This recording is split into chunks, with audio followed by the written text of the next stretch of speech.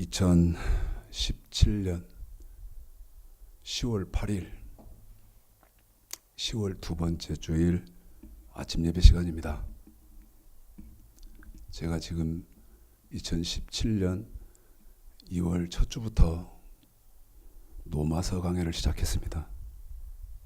오늘이 2월 첫 주부터 해서 한 주도 안 빠지고 노마서 강해를 했는데, 오늘은 노마서 강해 34번째 하는 시간입니다. 사실을 여러분에게 말씀드리면 노마서 강해는 화가 나서 의분이 일어서 시작을 했던 겁니다. 유튜브나 인터넷에도 수많은 노마서 강해 다른 목사님들 설교가 존재합니다. 여러 번 수도 없이 여러분에게 문제 제기를 합니다만은, 기독교는, 지금의 현재 기독교는 이상합니다. 정상이 아닙니다. 합리적인 의심이나 의문이나 질문을 믿음 없는 것으로 쳐요. 믿음이 없으니까 그렇게 의문을 갖고 의심을 갖고 질문하지, 이렇게 치거든요. 제가 중국에서 목회자 세미나 할 때 그때 우연찮게 참석하셨던 분이 지금 추석 연휴에 귀국해서 한국에 들어와 계십니다. 이분이 저한테 전화를 하시면요, 짧게가 2시간입니다. 길게는 3시간. 전화를 안 끊어요. 그런데 이분이 저하고 통화하면서 제가 너무나 긍정적으로 보고 좋게 생각하는 것은 의문을 끊임없이 저한테 질문한다는 것입니다. 목사님, 그러면 이 말씀은 무슨 말씀입니까? 이 말은 무슨 말입니까? 하고 끊임없이 질문을 해요. 제가 그래서 칭찬을 해줬습니다. 집사님, 정말 잘하시네요. 창세기서부터 계시록까지 의문나는 게 있으면 질문을 해야지. 제가요, 지금 기독교에 굉장히 화가 나는 게 있습니다. 지금 현재의 기독교에 화가 나는 게 있어요. 그 화가 나는 게 뭔지 아세요? 제가 이렇게 말합니다. 선악과를 모르고는 천국 가는 길이 없더라. 내가 본 성경으로는. 응? 제가 봤다는 말은, 저는 창세기서부터 계시록까지, 요한계시록 1장 2절에 보면 사도 요한은 나는 말씀에 본 것이 있다. 본 것. 에? 저는 창세기부터 계시록까지를 다 보고, 제가 보니까 선악과를 모르고는 천국 갈 길이 없더라고요. 또 신약에 선악과가 없느냐? 신약 구약의 창세기 2장 15, 16, 17절에 나오는 선악과는 지금으로부터 6천년 전 사건인데, 6천년 전에 에덴 동산에 있었던 선악과가 지금은 존재하지 않습니까? 신약에는 없나요? 제가 목사님들하고 대화하면서, 목사님, 혹은 장로님하고 대화하면서, 장로님, 혹은 집사님하고 대화하면서, 집사님,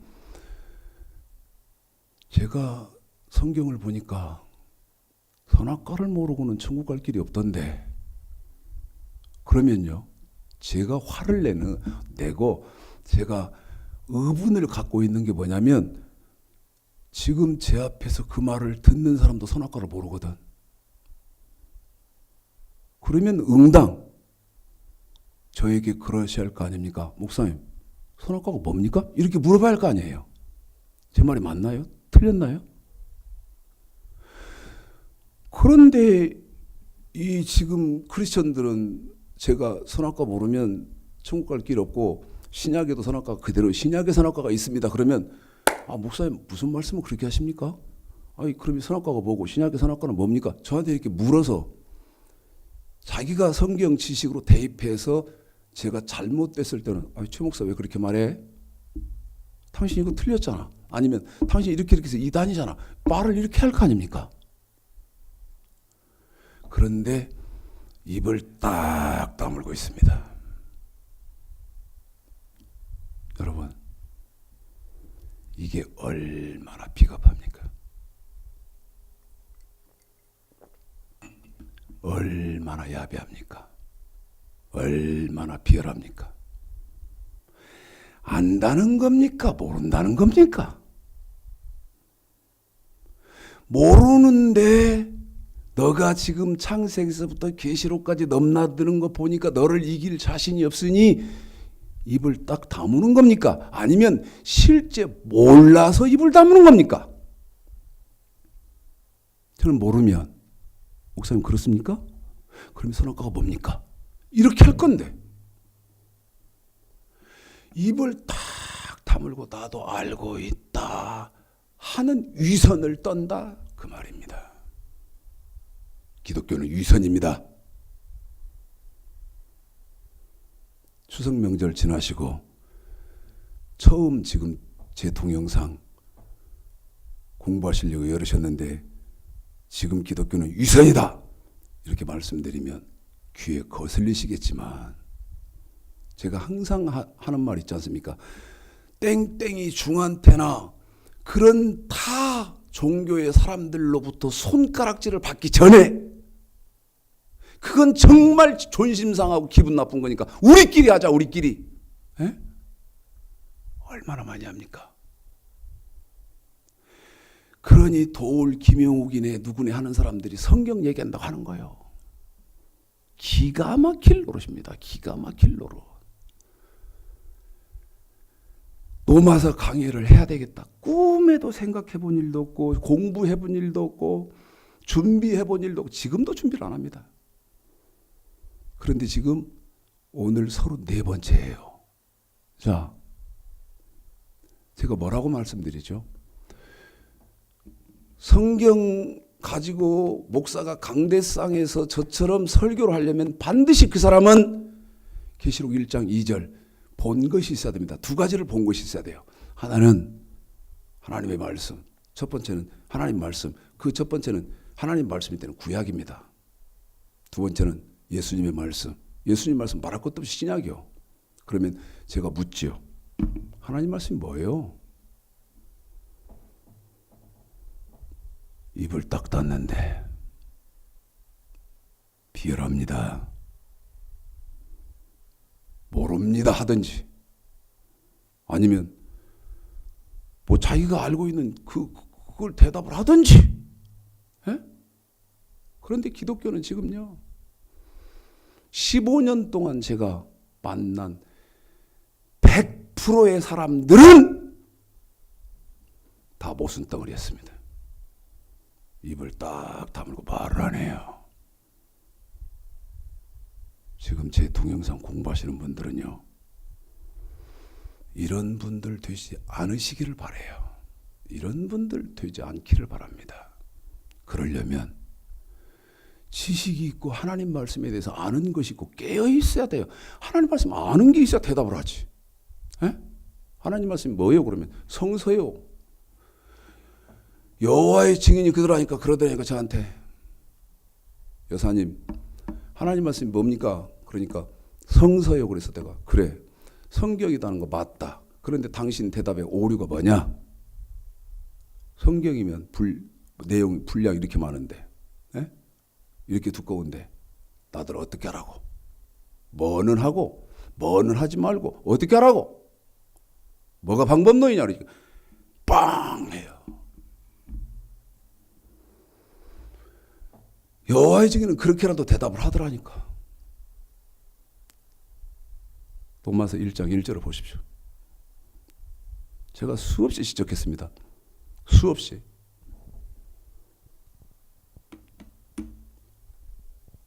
성경을 가지고 저처럼 강단에서 하나님 말씀을 전하려면 계시록 1장 2절 본 것이 있어야 돼요. 누가복음 1장 2절 말씀의 목격자가 된 사람이어야 돼요. 다시 말씀드리면 하나님의 말씀이 뭐고 예수님이 말씀이 뭔지는 알아야 설교할 수 있어요. 그 사람이 사도라고 할 수 있고 주의 종이라고 할 수 있고 할 수 있는데 지금은 그런 게 없어. 그냥 신학교 나와서 교단에서 안수하면 그냥 목사요. 뭐 여자도 목사, 뭐 어떤 놈도 뭐 목사. 이게 목사 천지라 쪽팔려 죽겠어요. 목사 천지? 난 그 어디 가면 목사라고 절대 안 해. 부끄러서, 쪽팔려서 목사라고를 안 해요. 그냥 사람들이 목사님 그러면 그러지 마세요. 여러 그 공회 그런 장소에서는 그러지 말아요. 옷차림도 그렇게 안 하고 다녀. 그냥 저지난주에 어떤 아이들이 왔는데 저한테 이래요. 저한테 테레비 그러니까 그 스마트폰에서 유튜브를 가지고 저를 공부할 때는 제가 TV에 나오시는 분이고 탤런트더라는 거예요. 유튜브에서 저를 틀어놓고 공부를 할 때는 텔레비에 나오는 분이요 탤런트인데 딱 와서 면전에 보니까 이건 뭐 보통 평범한 사람도 저런 분이 어떻게 이 대비가 대치가 안 된다는 거예요. 여러분, 저는요 하나님의 말씀을 가지고 강단에 서는 때만 최고의 멋을 부립니다. 뭐 그래봐야 한청이 돼 남자야 뭐 멋부린데 흔들 뭐 하겠어. 겨우 와이셔츠에다 이렇게 넥타이 하고 그다음에 뭐 이제 저 같은 경우 뭐 하나 더 한다면 와이셔츠 카우스 이렇게 끼우고 그러는 정도인데 저는 강단에 섰을 때만 최고의 멋을 부려요. 왜 그러냐? 저 때문에 그러는 게 아니라 제가 맡은 이 여호와의 말씀 때문에 그렇습니다. 하나님의 말씀이 무시당하고 여호와의 말씀이 흠집나고 여호와의 말씀이 조금 낮게 취급받을까 봐서. 그런데 저는 강단 딱 내려가면 사람들이 목사님 어쩌게 그러지 말라고 그래요. 왜? 종교학적으로 그 기독교가 타락했다. 그러면 나타나는 현상은 뭡니까? 두 가지죠. 첫째, 그 타락한 종교의 타락한 종교를 통해서 먹고 마시고 입고 그리고 의식주가 해결되는 그 성직자들이 부지기수로 드러난다는 거거든요. 지금은 발에 채이는 게 목사예요. 말씀드렸잖아요. 쪽팔려서 어디 가서 식당 같은 데 가서 목사라고 앉는다고. 쪽팔려서. 두 번째, 종교학적으로 그 교회가 타락했다 그럴 때 나타난 두 번째 현상은 지금 교회로 말하면 교회가 부지기수로 많아지는 겁니다. 전주도 보십시오. 교회. 아파트 하나를 교회가 뺑 둘러싸버리는데. 그러면 십자가 있고 사람 많이 모이고 예배드리고 그러면 교회냐? 성경에 그렇다는 증거를 저한테 대십시오. 그런 십자가 달려있고 저 같은 목사 있고 지금 우리 예배드리고 있는데 이렇게 하고 그러면 그것은 교회다. 성경이 그렇게 말한다 하는 성경을 나한테 주십시오. 성경은 그렇게 말하는 법이 없지. 교회다. 그러려면 요건을 정확하게 갖춰야 된다. 선악과가 심어져 있어야 되고 첫 번째는 선악과가 심어져 있다는 말은 율법, 여호와의 율법이 선포돼야 되는데 그런데 구약은 율법이지만 신약은 프레로 되면서 복음으로 바뀌었다.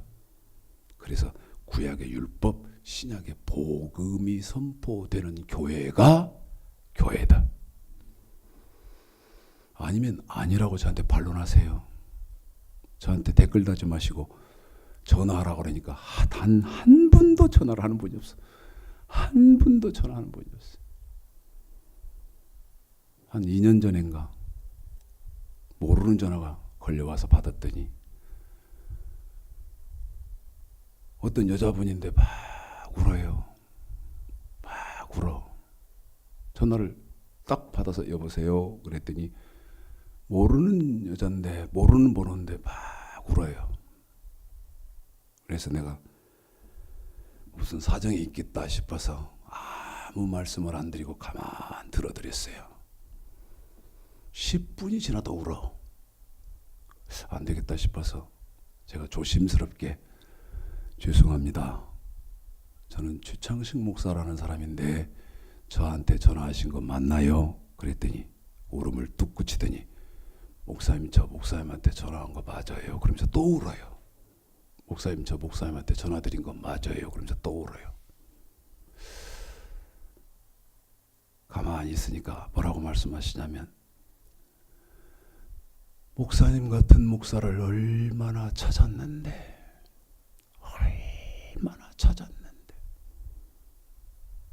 어쩌다가 인터넷에서 봤다는 거예요. 유튜브에서. 너무 감사하고 너무 감격스러워서 제가 전화를 드렸습니다. 그래서 울더라고. 제가 그분 성함도 안 물어봤습니다. 그런 일이 한 2년 전에 있었어요. 자, 제가 노마서 1장 1절 그랬는데 어떤 사람이 노마서 강해를 할 수 있는 자격이 있습니까? 읽어보시겠습니다. 시작. 예수 그리스도의 종 바울은 사도로 부르심을 받아 하나님의 복음을 위하여 택정함을 입었으니. 노마서 1장 1절에 예수 그리스도의 종 바울은 사도로 부르심을 받아 하나님의 복음을 위하여 택정함을 입었으니. 제가 제 전화번호부에 제 프로필을 이렇게 놨습니다. 노마서 1장 1절 올려놨어요. 어떻게 올려놨느냐? 예수 그리스도의 종 사도 최창식 목사 이렇게 올려놨습니다. 예수 그리스도의 종 사도 최창식 목사. 그런데 우리 예수님이 사도를 왜 택하시느냐? 하나님의 복음을 전하라고 택한다. 하나님의 복음.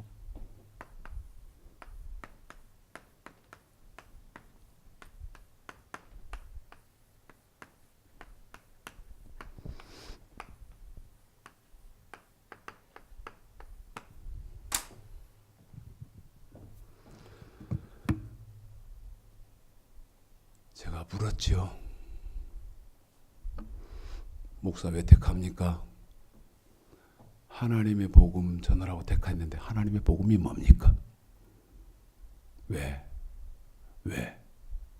자, 베드로전서 4장 17절을 보십시오. 왜? 이 하나님의 복음이 이렇게 중요한가? 자, 신약의 성도는요, 이 하나님의 복음을 정확하게 알지 못하고는 이 땅에서 복받을 길도 없고 천국 갈 길도 없습니다. 있다면 저한테 제시하세요. 있다면 저한테 제시하세요. 하나님의 복음이 뭔지를 모르고는 천국 갈 길은 없어요. 읽어드리겠습니다. 제 말이 틀렸는지 거짓말하는지 시작. 하나님 집에서 심판을 시작할 때가 되었나니. 여러분, 심판은 반드시 어디서밖에 안 하느냐? 아까 서두에 말씀드렸던 하나님의 집에서밖에 안 해요. 하나님의 집에서밖에 안 한다고. 그러면 여러분 지금 저희 주위에도 교회들이 많이 있는데 그런 교회들이 전부 다 하나님의 집 맞습니까? 하나님의 집이라고 인정합니까? 열왕기상 8장을 보시고 저한테 맞다고 대답을 하시든 틀렸다고 대답하시든 열왕기상 8장을 보시고 여러분 대답을 해보세요. 지금 이런 기본적인 것까지 다뤄갈 수는 없잖아요. 그런데 베드로전서 4장 17절 지금 읽어드린 말씀 보면 심판은 어디서밖에 안 하느냐? 하나님의 집에서밖에 안 해요. 그러면 하나님의 집에서밖에 안 한다는 말은 하나님이 집이 아닌 곳은 심판이 없다 그 말입니다. 다시 말하면 다 지옥 간다 그 얘기요. 안타까운 얘기지만. 그런데 하나님의 집에서 심판할 때 기준이 뭡니까? 다시 확인해 봅니다. 하나님의 집에서 심판하실 때의 기준이 뭡니까? 시작.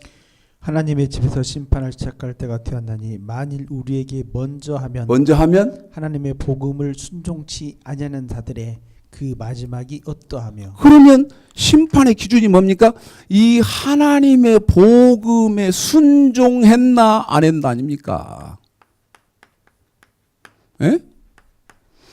순종했나 순종하지 않았나 그 말 아닙니까? 그러면 이게 무슨 말입니까? 방법론이 있어야 하는 거 아닙니까? 전 세계 기독교를 향해서 15년 동안 그렇게 죽어라 외친 어떻게 하라는 겁니까? 어떻게 하자는 겁니까? 어떻게 해야 된다는 겁니까? 뭐는 하지 말아야 된다는 겁니까? 방법론이 아닙니까? 그런데 안타깝고 불행한 것은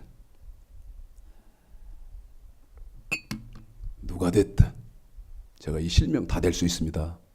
실명 다 될 수 있습니다. 옥하는 목사네, 하용주 목사네, 지금 이찬수 목사네, 송태근 목사네. 이찬수, 송태근 뭐 지금 이런 분들은 지금 CBS, CTX의 스타들 아닙니까? 저 명예훼손으로 저를 고발하셔도 됩니다.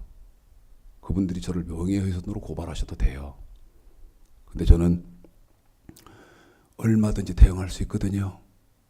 학문적으로, 논리적으로, 구조적으로, 조직적으로, 체계적으로 제가 얼마든지 대응할 수 있어요.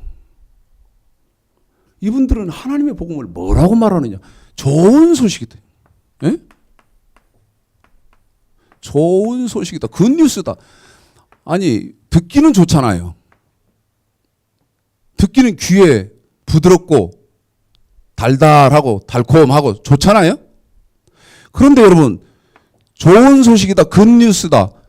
우리는 무턱대고 받아들일 겁니까? 저 사람은 유명한 사람이니까 거짓말 안 할 거야. 저 사람은 큰 교회 교인, 큰 교회 목사니까 나한테 거짓말 안 할 거야. 그렇게 하고 무조건 받아들일까요? 그런데 좋은 소식 굿뉴스면 여러분 뭐가 있어요?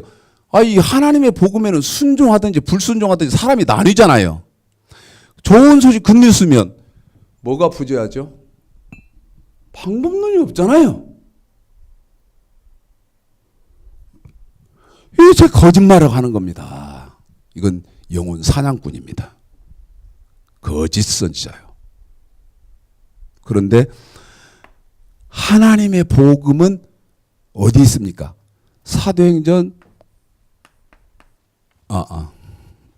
누가복음 16장 16절에 보면 누가복음 16장 16절에 보면 이 하나님의 복음이 어디 있다고 누가복음 16장 16절에 장소를 딱 지정했는데 그 장소가 어디냐면 마태복음 5장 17절서부터 7장 12절까지 완전케된 율법이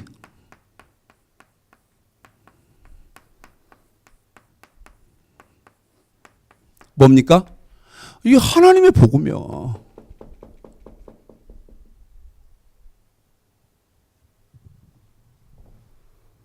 이런 왜 성경의 지식이 없이 무지하냐 그 말이야. 그리고 의심해보려고도 안 해. 의심도 안 해. 그리고 막 맞다 웃기고 있네. 엉터리입니다. 난 수없이 말씀드려요. 저희 성도님들은 몇 분 안 되시거든요. 손가락 꼽아서 세는 숫자신데 이런 데 계시는 분은 수천 명, 수만 명씩 있어요. 그러면 누가 바로 깨야 되겠어? 저 같은 놈, 저 같은 목사는 잘못됐고 그분들이 바로 할 거 아닙니까? 그런데 이게 거꾸로다 이 말이야.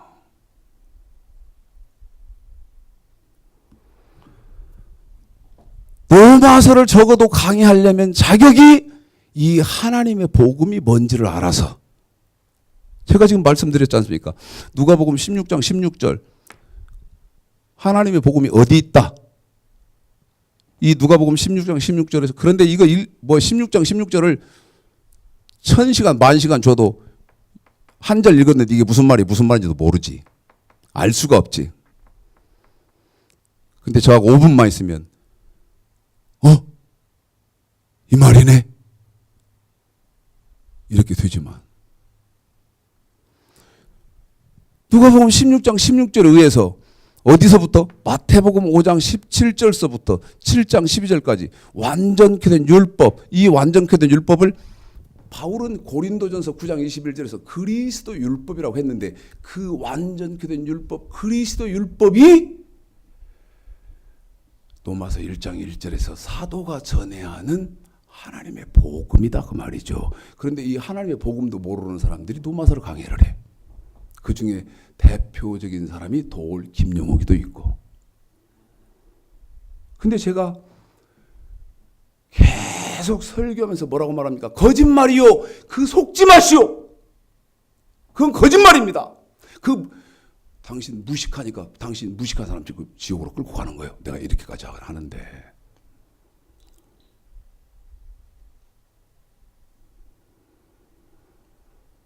지금은 뭐 세력으로 승패를 봐버리니까 너 교회 얼마나 크냐? 너 얼마나 유명하냐? 이걸로 승패 봐버려서 다른 건 들으려고도 안 해요.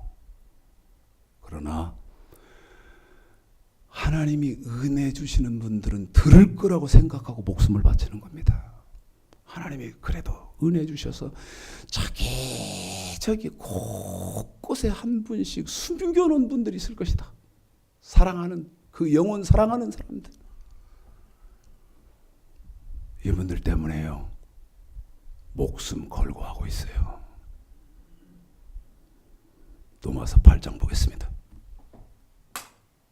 오늘 설교는요, 여러분이 공부를 진지하게 진정성을 가지고 공부를 하셔야 되겠는지, 그럴 가치가 있는지 없는지 여러분이 보십시오. 늘 여러분에게 부탁드릴 때 뭐라고 말씀드립니까? 저 믿지 마시라. 저도 저를 향해서도 끊임없이 의심하시라. 그래야 됩니다. 어떻게 목사했습니까? 어제 그 중국에서 저한테 설교 1시간 딱 듣고 그분이 그러대요. 이분이다 그랬다는 거예요. 이분이다. 9월 18일 날 제가 중국에 들어가서 19일부터 했는데 설교 1시간 딱 듣고 이분이다 그랬다는 거예요. 그분이 전화를 걸면 3시간, 4시간 막 이렇게 하는데 어제도 제가 이런 말 했습니다. 저 믿지 마십시오. 만약 제가 집사님한테 돈 5천만 원만, 한번 예를 들어 봅시다. 그러면서 5천만 원을 당신 통장에 넣어서 당신 통장으로 해서 그 통장을 나한테 맡기고 나한테 비밀번호를 가르쳐 주시오. 내가 안 쓸 테니까. 그 돈 난 어떤 일이 있어도 안 쓸 테니까 당신 돈을 당신 통장에 5천만 원을 넣고 그 비밀번호를 나한테 가르쳐 주시오. 그러면 5천만 원 내 말대로 넣어서 당신 통장에다가 당신 그 비밀번호 가르쳐서 나한테 통장을 주었다면 1년이고 5년이고 가만히 있겠어? 수시로 이 목사가 돈 뺐었나 안 뺐었나 확인해 볼 텐데. 돈은 그러면서, 돈은 그렇게까지 하면서 내 영혼은 왜 그렇게 안 하냐? 돈보다 수천만 배 귀한 내 영혼의 관계에 있어서는 왜 그렇게 태평해? 그랬더니 그 집사님이 맞습니다, 목사님. 맞습니다. 제가 그랬어요. 나 믿지 마시오. 성경을 항상 상고해 보십시오. 저 사도행전에 보면 베레아 교인들은 데살로니가 교인들보다 사도행전에 보면 바울이 설교했습니다. 이 시골의 최창식 목사도 아니요. 사도 중에 사도인 바울이 설교하는데 베레아 교인들은 신사적이어서 간절한 마음으로 말씀을 받지만 말씀을 받고 나서는 이것이 그러한가? 다시 말하면 바울이 전한 말씀이 성경 맞는가? 날마다 상고하더라. 상고는 개뿔이고 상고할 능력, 지식이나 있어야지. 에? 상고는 개뿔, 뭐 기대도 못하고 상고할 능력이 있어야지. 맞는갑다. 맡기는 개뿔 맞아요. 오늘 말씀 들으실, 같이 상고하실 말씀이 얼마나 중요한 것인지 여러분이 한번 직접 보시겠습니다. 로마서 8장 5절서부터 지금 이 부분에 대해서 제가 조금 아쉬운 게 있어요. 성령에 대해서 좀 해야 되는데 생명의 성령의 법 그렇게 해놓고 지금 저를 막 이렇게 의분을 일어나게 하는 그런 부분이 지금 기독교의 그 정서상 너무 많거든요. 그래서 필요한 부분들이 많이 있어서 성령에 관계된 것은 먼저 급한 불부터 끄고 성령론에 대해서는 더 구체적으로 해야 되겠다. 지금 그렇게 마음을 먹고 가고 있습니다. 5절서부터입니다. 5절서부터 어디까지 읽냐면 14절까지 제가 안 끊겠습니다. 그리고 제가 설명을 해드리겠습니다. 읽겠습니다. 시작. 육신을 좇는 자는 육신의 일을, 영을 좇는 자는 영의 일을 생각하나니 육신의 생각은 사망이요 영의 생각은 생명과 평안이니라. 육신의 생각은 하나님과 원수가 되나니 이는 하나님의 법에 불복치 아니할 뿐 아니라 할 수도 없음이라. 육신에 있는 자들은 하나님을 기쁘시게 할 수 없느니라. 만일 너희 속에 하나님의 영이 거하시면 너희가 육신에 있지 아니하고 영에 있나니 누구든지 그리스도의 영이 없으면 그리스도의 사람이 아니라. 또 그리스도께서 너희 안에 계시면 몸은 죄로 인하여 죽은 것이나 영은 의를 인하여 산 것이니라. 예수를 죽은 자 가운데서 살리신 이의 영이 너희 안에 거하시면 그리스도 예수를 죽은 자 가운데서 살리신 이가 너희 안에 거하시는 그의 영으로 말미암아 너희 죽을 몸도 살리시리라. 그러므로 형제들아 우리가 빚진 자로 되어 육신에게 져서 육신대로 살 것이 아니니라.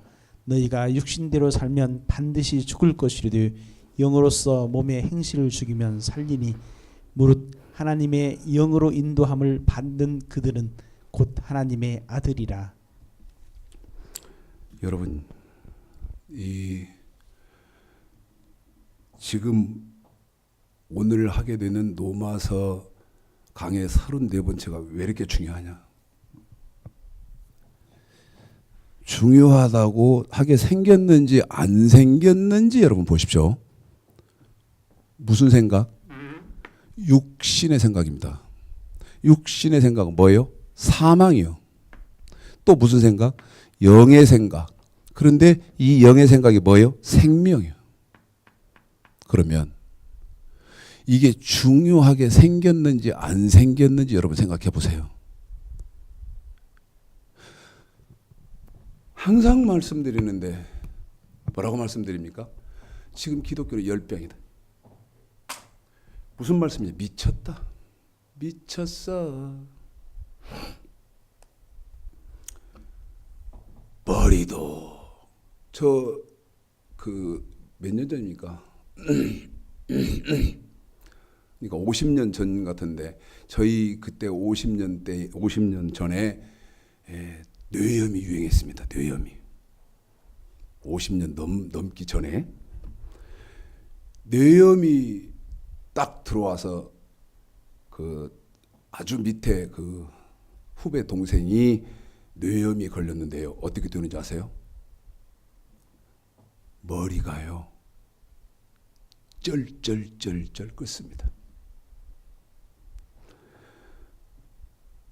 그러다가 생사를 넘나더니 죽어버렸어요.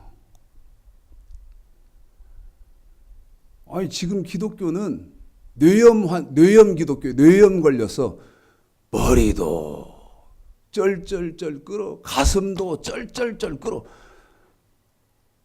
아니 그러면 되냐 이 말이에요.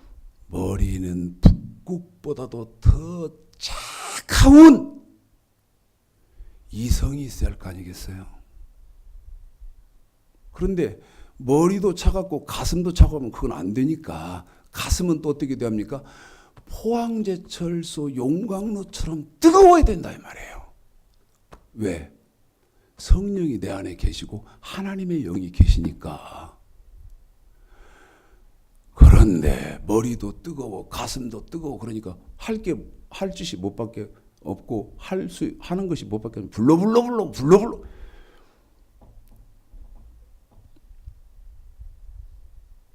그랬으면 하나님 말씀이 뭐냐고. 불러 불 받아라 그래. 그랬으면 우리가 순종해야 하는 예수님 말씀이 뭐냐고. 에? 그렇게 불러 했으니까 뭐라고 할 거요? 에이씨 쌀데없는 거 붓고 있네. 비켜 사탄아 비켜. 그럴 거요? 에? 하나님의 말씀이 뭐냐는데 사탄아. 누가 사탄이요? 에? 아니 육신의 생각은 사망이고 영의 생각은 생명이니까 우리는 당연히 어떤 걸 가져야 합니까? 당연히 영의 생각, 다시 말씀드린 생명의 길을 가야 할 거 아니겠습니까? 그런데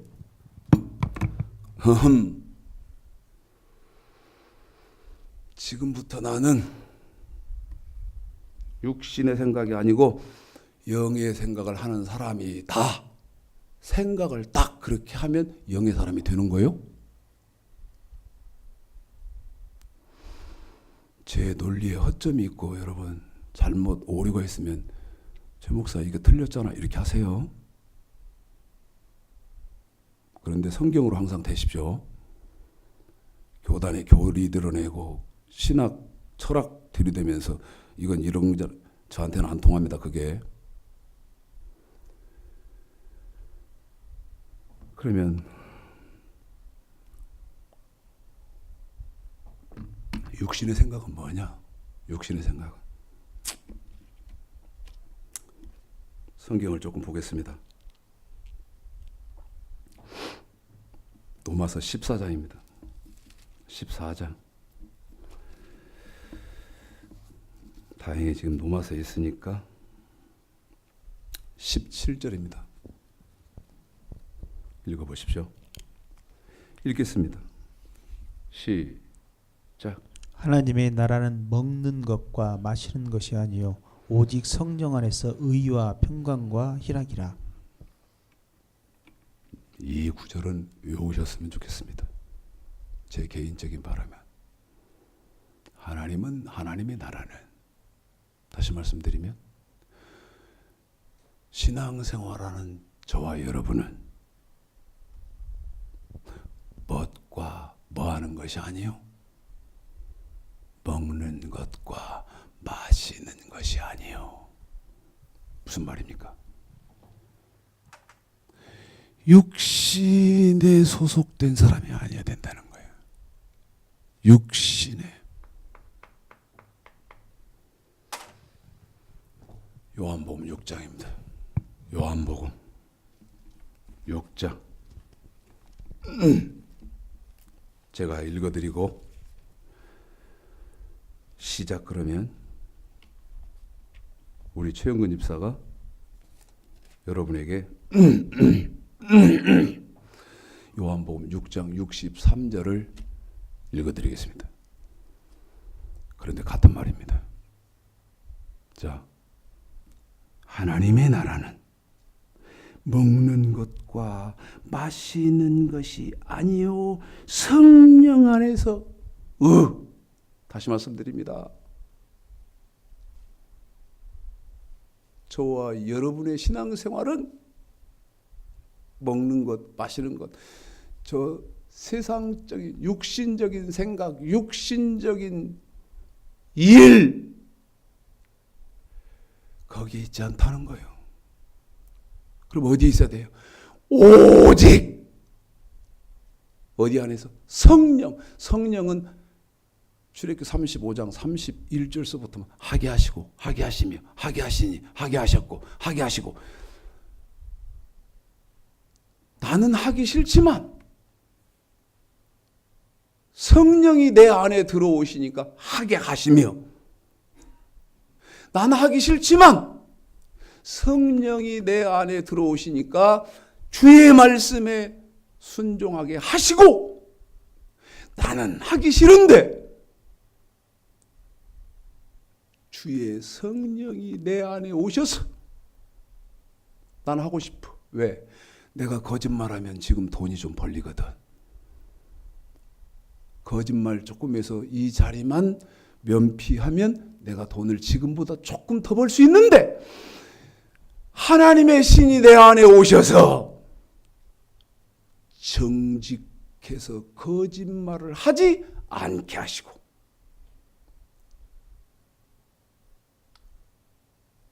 다시 읽어드리겠습니다. 하나님의 나라는 먹는 것과 마시는 것이 아니요 성령 안에서 읽어드립니다. 시작. 살리는 것은 영이니 육은 무익하니라. 한 번 더 시작. 살리는 것은 영이니 육은 무익하니라. 한 번 더 시작. 살리는 것은 영이니 육은 무익하니라. 그래요. 살리는 것은 영이니 육은 무익하다. 이 말은 무슨 말입니까? 네가 살아야 하는 인생의 목적은 네 눈에 안 보이지만 너의 영혼을 위해서 살아야 된다는 거예요. 살리는 것은 영이니 네가 살아야 하는 것은 너의 영혼을 위해서 살아야 된다는 거예요. 살리는 것은 영이니 육은 무익. 네가 육신을 위해서 아무리 살아본들 의미가 없다는 거예요. 자,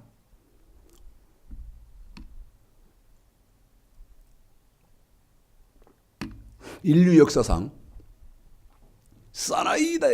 사나이답게 살아본 사람이 누굽니까, 여러분? 아시나요? 나만큼 살아본 사람이 있어? 내 앞에 나와봐. 하는 사람이 성경에 있어요. 응? 무엇으로든지 나만큼 해본 놈 있냐? 내 앞에 나와봐. 하는 사람이 있는데 그게 누구냐? 솔로몬입니다. 자, 그 솔로몬이요, 전도서에 무슨 말을 하냐면, 자, 솔로몬은요 자기 아버지로부터 유언을 받았습니다. 뭐라고 유언을 받습니까? 열왕기상 2장입니다. 솔로몬이요 자기 아버지로부터 유언을 받아요. 자, 유언의 중요성은 어느 만큼인지 아시겠죠? 사람이 일생 사는 동안 제일 중요한 말이 저는 유언이라고 생각하는데, 열왕기상 2장에 보면 읽어보시겠습니다. 1, 2, 3, 4 1, 2, 3 세 절만 읽을까요? 시작. 다윗이 죽는 날이 임박함에 그 아들 솔로몬에게 명하여 가로되 죽을 날입니다. 다윗이 죽을 날이 임박함에. 자, 2절입니다. 시작. 내가 이제 세상 모든 사람의 가는 길로 가게 되었노니 너는 힘써 대장부가 되고 내 하나님 여호와의 명을 지켜 그 길로 행하여 그 법률과 계명과 율례와 증거를 모세의 율법에 기록된 대로 지키라. 그리하면 내가 무엇을 하든지 어디로 가든지 형통할지라. 자, 3절 한 번만 다시 읽어 주시죠. 이게 지금 솔로몬의 아버지 다윗이 솔로몬에게 하는 유언의 핵심입니다. 읽습니다. 시작. 내 하나님 여호와의 명을 지켜 그 길로 행하여 그 법률과 계명과 율례와 증거를 모세의 율법에 기록된 대로 지키라. 그리하면 네가 무엇을 하든지 어디로 가든지 형통할지라. 쉽게 말하면 너 하나님의 말씀, 법률과 율례와 계명을 지키라. 이게 뭐다? 자기 아버지가 세상을 하직하기 전에 아들에게 해준 유언이요. 이 유언을 솔로몬이 받았는데 솔로몬이 어떤 생활을 하느냐? 자, 열왕기상 11장 보십시오. 열왕기상 11장에서 이제 솔로몬이 어떤 생활을 하는지 보겠습니다. 솔로몬이 어떤 생활을 합니까? 열왕기상 11장. 저도 찾겠습니다.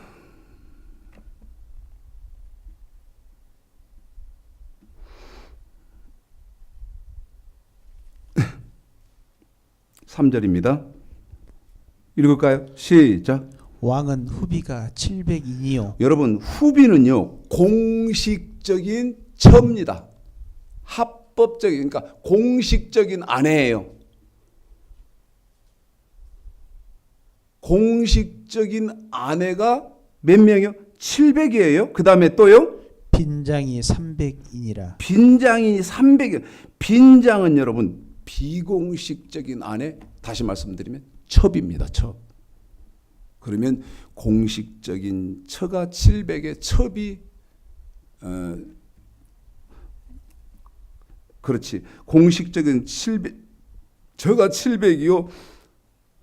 첩이 300, 1000명의 그 처를 거느린 왕입니다.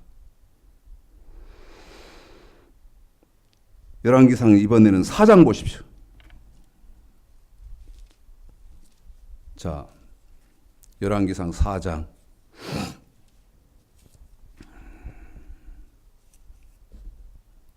여기는 조금 나누어 가시면서 여러분 읽어보십시다. 22절, 23절인데 이 열왕기상 4장 22절, 23절에는 어떤 말씀이냐면 솔로몬이 소비한 하루 식량입니다. 그러니까 솔로몬의 왕궁에서 솔로몬의 왕궁에 거하는 사람들까지가 먹어댄 하루 식량이에요. 1인분 식량이에요. 읽어보십시오. 22절부터 23절 천천히 읽습니다. 시작. 솔로몬의 1인분 식물은 그렇죠. 1인분 식량이라고 그러죠. 이제 뭐부터 됩니까? 가는 밀가루가 30석이요. 가는 밀가루입니다. 아주 곱게 가는 그 가는 밀가루가 30석입니다. 이게 하루 먹는 약입니다. 하루. 또요. 굵은 밀가루가 60석이요. 이번에는 굵은 밀가루가 60석이면 30석, 60석이면 90석입니다. 90석. 또요. 살찐 소가 10이요. 소, 아주 살찐 소가 10마리고 초장의 소가 20이요. 목장에서 잡아오는 소가 또 20마리고 양이 100이며 양은 100마리고 그 위에 수사슴과 노루와 암사슴과 살찐 새들이었더라. 그래요. 이게 상상이 되세요? 이렇게 먹었어요. 재산을 볼까요? 솔로몬이 어느 만큼 재산을 갖고 있었나? 역대하 9장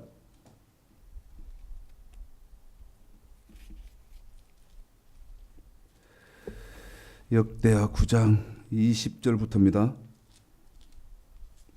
솔로몬의 재산이 어느 만큼이었는지 20절서부터 28절까지 천천히 읽어볼까요? 시작. 솔로몬의 왕이 마시는 그릇은 다 금이요 레바논 나무의 궁의 그릇들도 다 정금이라. 솔로몬 시대에 은은 귀히 여기지 아니함은 왕들의 배들이 후람의 종들과 함께 다시스로 다니며 그 배가 3년에 1차씩 금과 은과 상아와 잔나비와 공작을 실어 옴이었더라. 솔로몬의 왕의 재산과 지혜가 천하의 열왕보다 큰지라. 천하 열왕이 하나님께 솔로몬의 마음에 주신 지혜를 들으며 그 얼굴을 보기 원하며 각기 예물을 가지고 왔으니 곧 은그릇과 금그릇과 의복과 갑옷과 향품과 말과 노새라. 해마다 정한 수가 있었더라.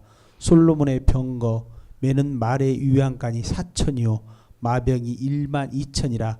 병거성에도 두고 예루살렘 왕에도 두었으며 솔로몬이 유브라데 강으로부터 블레셋 땅과 예굽 지경까지 10왕을 관할하였으며 왕이 예루살렘에서 은을 돌같이 흔하게 하고 백항목을 평지의 뽕나무 같이 많게 하였더라. 솔로몬을 위하여 예굽과 각국에서 말들을 내어왔더라. 그래요. 그런데요, 이제 아버지로부터 유언은 그렇게 받았는데 하나님이 복을 주셔서 그가 지혜가 충만하고 재산이 늘어나니까 전도서 2장입니다. 아버지가 부탁한 아버지의 유언대로 삶을 삽니까? 다시 말씀드립니다. 솔로몬이 육신의 생각을 가지고 삶을 사나 영의 생각을 가지고 사나. 아버지는 뭐 부탁했습니까? 얘야, 내 사랑하는 아들아, 너는 아까 열왕기상 2장에서 하나님의 명령을 잘 지켜라, 이 부탁했지 않습니까? 예? 이 부탁했거든.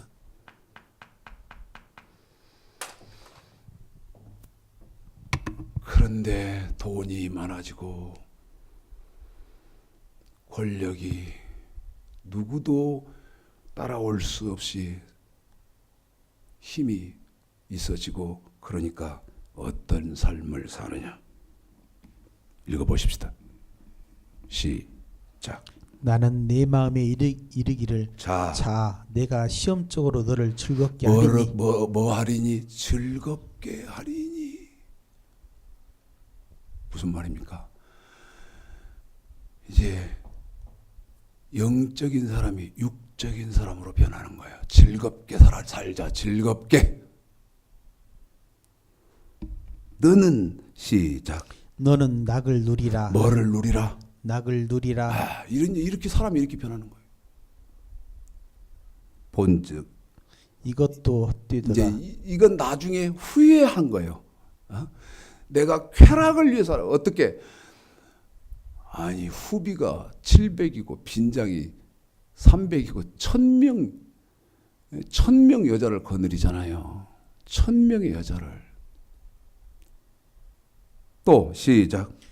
내가 웃음을 논하여 이르기를 미친 것이라 하였고 희락을 논하여 이르기를 저가 무엇을 하였는가 하였노라.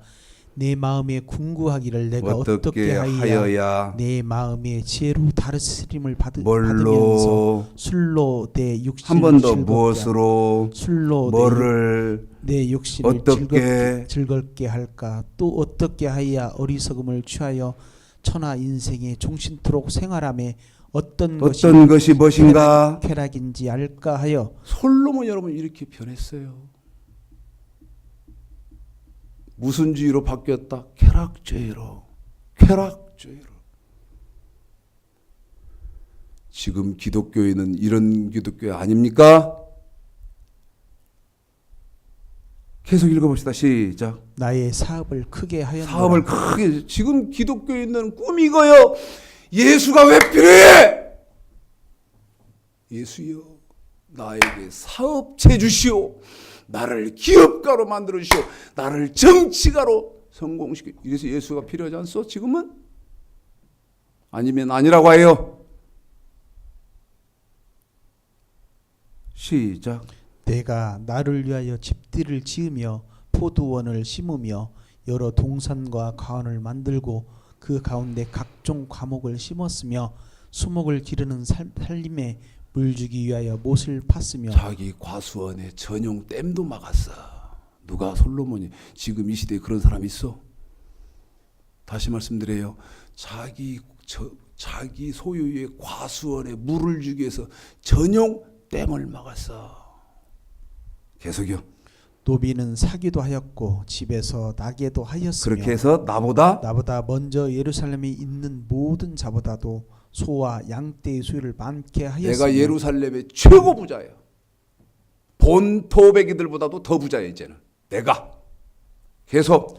은금과 왕들의 보배와 여러 도의 보배를 쌓고 자, 자기 귀에 저기 뭐 어느 나라에 귀한 물건이 있다 그러면 그것도 갖다가 사오든 뺏어오든 자기 거 만들었어. 지금 그 말이야. 계속요.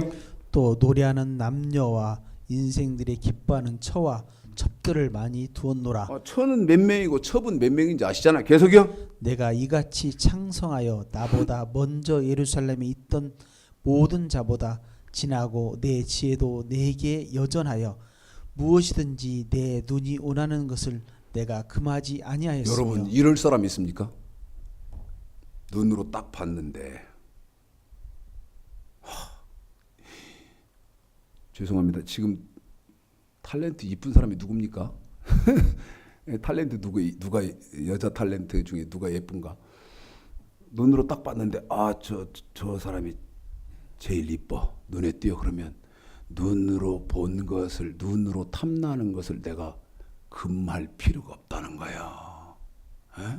그냥 눈으로 봐서 좋다 그러면 자기 거 사모면 돼. 지금 이런 능력 있는 사람 있습니까? 또 계속 시작. 무엇이든지 내 마음이 이번에는 마음으로 즐거워하는 것을 내가 막지 아니하였으며. 그래요. 마음으로라도 이거 한번 해보고 싶다 그러면 그거 절제하고 자제하고 그럴 필요가 없다는 거예요. 그럴 필요가 뭐 있어? 다 가졌는데. 권력, 왕이요 왕. 그러니까 눈으로 좋은 것, 저거 좋대. 돈을 주고 사오든 뺏어오든, 에? 뭐 좋다고 얘기하면 상납하느라고 정신들이 없었을 테니까. 자, 그래서 사나이 중에 사나이라고 하는 거예요. 10절 무엇이든지 내 눈이 원하는 것을 내가 금하지 아니하며 금할 필요가 없었고 무엇이든지 내 마음이 즐거워하는 것을 내가 절제할 필요가 없었다. 우리는 돈이 없어서도 할 수가 없고 권력이 없어서도 할 수가 없고 없는 것 투성이라 할 수가 없어. 그런데 이 사람은 없는 것이 없어.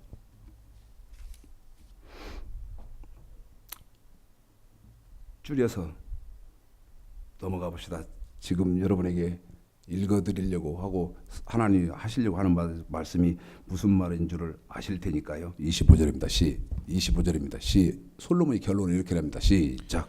먹고 즐거워하는 일에 누가 나보다 승하랴. 야, 세상적으로 나보다 잘난 놈 있나? 응? 먹고 즐거워하는 일에 누가 나보다 승하냐? 다시 말하면 나보다 나만큼 해본 사람 있어? 내 앞에 나와봐. 그 말이야. 쾌락이면 쾌락, 돈이면 돈, 재산이면 재산, 파워, 권력이면 권력. 이것 내 3분의 1이라도 해본 사람 있어? 나와봐. 그런데 이때 솔로몬은 뭐를 위해서 살았다? 온통 이 육신을 위해서 살았어. 이 육신을 위해서. 그런 사람이 늙을 말렵 죽을 말렵에 아버지의 유언을 떠오릅니다. 아버지가 자기한테 남겼던 유언이 떠올랐어. 그리고 자기가 살았던 삶을 회상해 보고 난 다음에 1장입니다. 2절 제가 말씀드리고 시작. 그러면 우리 집사님이 2절을 읽어드릴 것입니다. 육체를 위해서 사는 것은 시작. 다시 합니다. 육체를 위해서 사는 것은 한 번 더 여기 육신의 일을 위해서 사는 것은 시작. 전도자가 가로되 헛뛰고 헛뛰며 헛뛰고 헛되니 모든 것이 헛되도다. 그래요. 모든 것이 헛되다. 모든 것이 헛되다. 그러면 뭐만 헛되지 않겠습니까? 이사야서 38장입니다. 이사야 맞나? 맞네.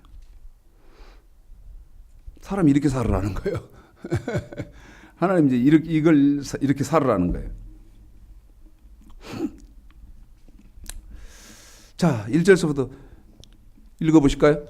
그 즈음에 히스기야가 병들어 죽게 되니 자, 한 번 더요. 시작. 그 즈음에 히스기야가 병들어 어떠러서요? 죽게 되니 병들어 죽게 어떻게 됐어요? 죽게 되니 그래요. 병이 들어서 죽게 되었습니다. 다시 말씀드립니다. 병이 들어서 죽게 됐습니다. 누가? 히스기야가. 계속 읽습니다. 시작. 아모스 아들 선지자 이사야가 나와 그에게 이르되 여호와께서 이같이 말씀하시기를 너는 내 집에 유언하라 내가 죽고 살지 못하리라 하셨나이다. 자, 하셨나이다. 지금 여기까지 읽었는데 9절 시간이 없으니까요. 시간이 없어서 지금 히스기야가 병이 들어서 죽게 됐습니다. 그래서 뭐라고 말합니까? 야, 너 이제 너 못 살아. 너희 집에 유언해라. 너도 집을 정리해라.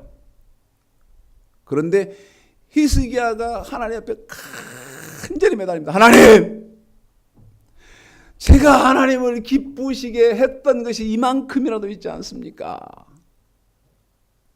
그러니 제가 하나님을 기쁘시게 했던 그 머리털만큼 그거 하나라도 기억하셔서 살려주세요 했습니다.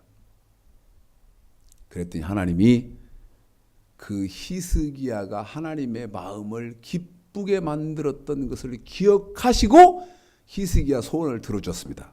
그래서 9절서부터 읽습니다. 시작. 유다 왕 히스기야가 병들었다가 어떻게? 그 병이 나을 때에 기록한 글이 아까 이러하니라. 1절에서는 병이 들어서 죽기 때문에 유언하라고 했는데 하나님이 히스기야의 기도를 들으시고 그 질병을 고쳐줘서 병이 나았습니다. 한 번 더 확인시켜 드립니다.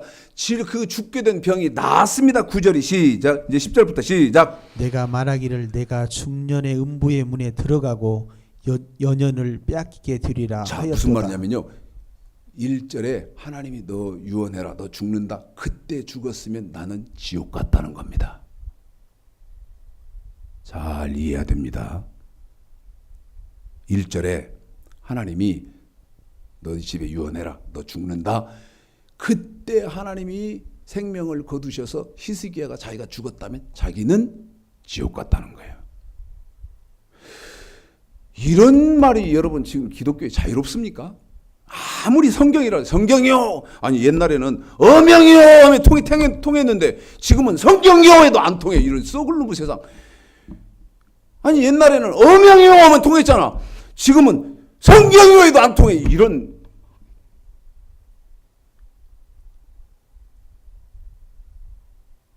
그때 죽었으면 지옥 갔다. 이런 말이 통합니까?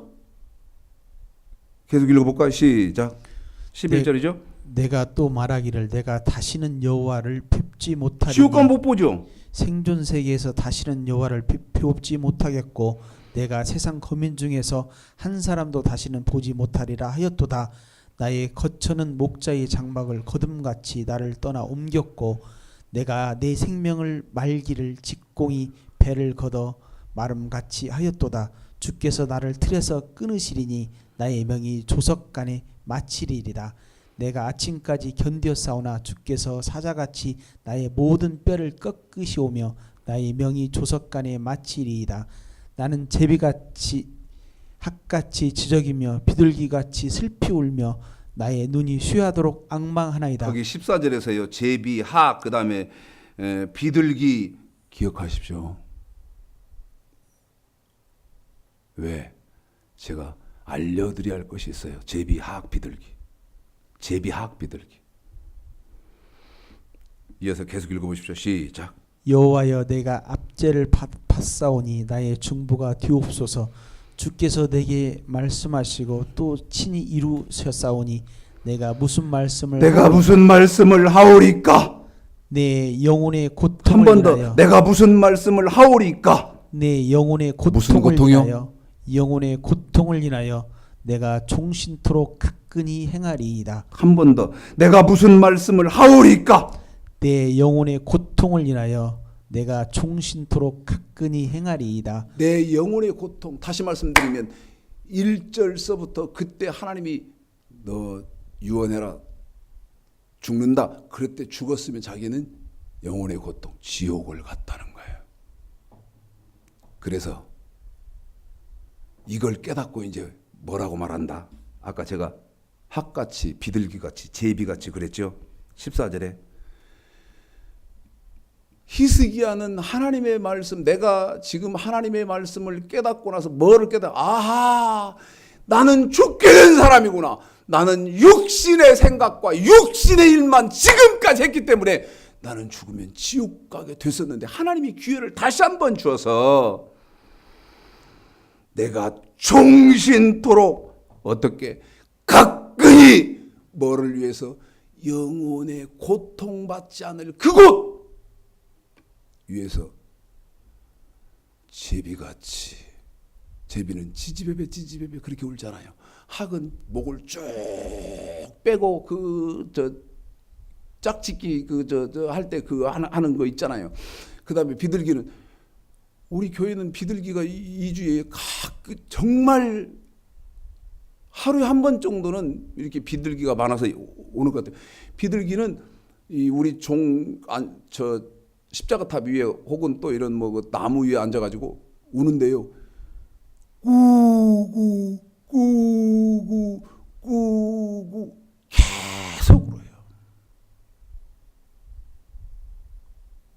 그런데 누가? 히스기야가 어떻게 제비같이, 비둘기같이, 학같이 어떻게 하냐? 16절 시작. 주여 사람의 사는 것이 이에 있고 내 심령의 생명도 온전히 거기 있사오니 원컨대 나를 치료하시며 나를 살려 주옵소서. 한 번 더 나를 살려 주옵소서. 한 번만 더 나를 살려 주옵소서. 한 번 더 나를 살려 주옵소서. 아까 병에서 고침 받아서 살았잖아요. 그런 사람이 가끔이 비둘기처럼, 제비처럼, 학처럼 울면서 그런다는 거예요. 나를 살려 주옵소서. 아까 육체는 살았잖아. 병에서 어쨌으니까, 고침 받았으니까. 그런데 나를 살려 주옵소서. 그러면 여러분, 육체를 살려달라는 겁니까? 영혼을 살려달라는 겁니까? 내 영혼을 살려달라고 몸부림치지 않냐 그 말이야. 이런 기도하고 있어? 응? 제가 하는 말이지 않습니까? 제가 하나님과 정말 은밀히 저와 1대1로 그 시간이 어느 때입니다. 제가 이제 잠들기 전입니다. 딱 침대에 누우면 뭐를 하느냐? 하나님 살려 주옵소서. 하나님 살려 주옵소서. 무슨 지식으로 당당히 죽으면 천국 간다는 보장이 있어. 히스기야가 제비같이, 비둘기같이, 학같이, 학은 목을 쭉 빼고 비둘기는 구구 구구 구구 하는데 히스기야가 주여 살려주옵소서 한다는데, 그 살려달라는 말은 내 영혼을 살려달라고 말이요. 저도 제일 많이 하는 게 하나님 살려주옵소서입니다. 여러분은 어떻습니까? 지금 기독교는 어떻습니까? 그럴 필요도 없지. 무슨 그럴 필요가 뭐 있어?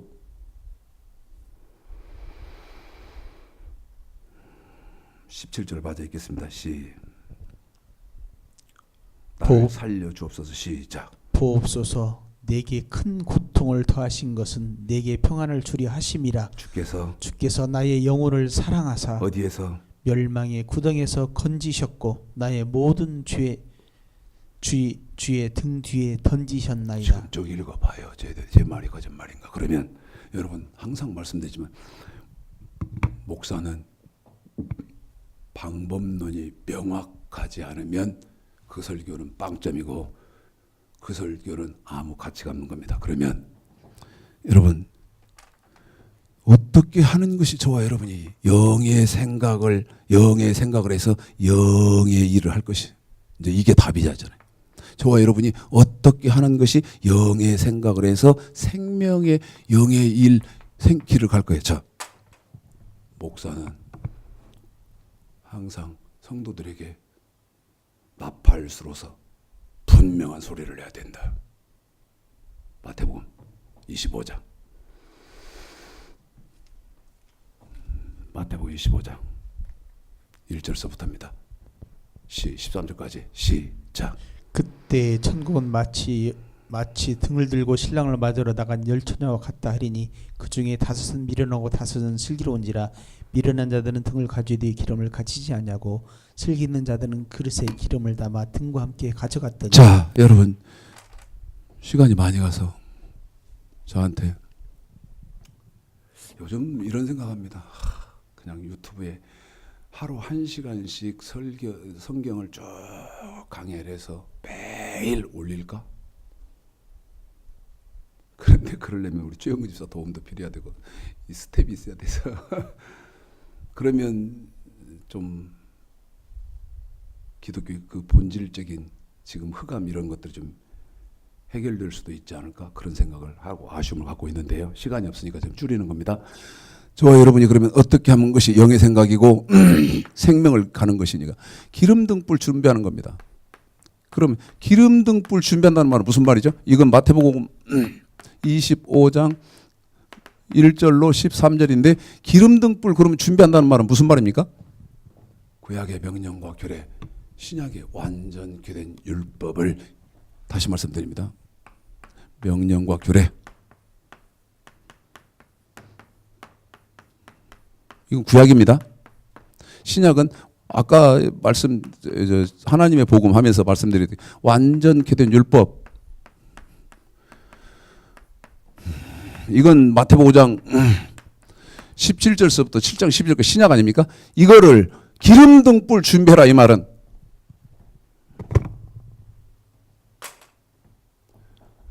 완전하게 지키는 겁니다. 뭐를? 구약의 명령과 규례, 하나님의 말씀, 신약의 예수님 말씀, 완전케 된 율법을 기름등불 준비해라, 이 말은 완전하게 완벽하게 지키는 것.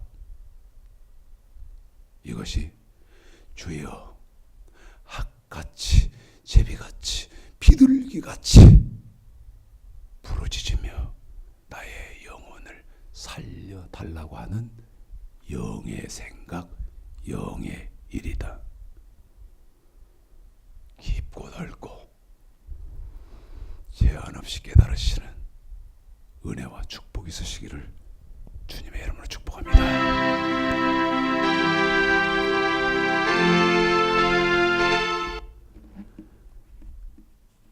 찬송을 준비를 안 해놨었네.